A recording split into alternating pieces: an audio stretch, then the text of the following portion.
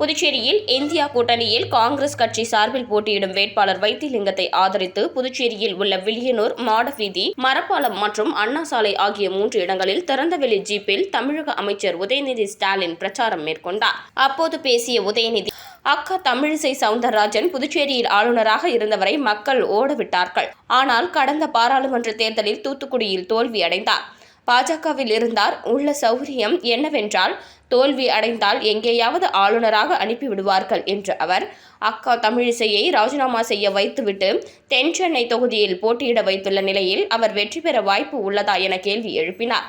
மேலும் அடுத்த பலிகடா தயாராக உள்ளதாகவும், தெரிந்தே ஆடு சென்று தலையை தானாக நீட்டுவது போல அக்கா தமிழிசை தென் சென்னையில் நிற்கிறார் என்றும் விமர்சனம் செய்தார்.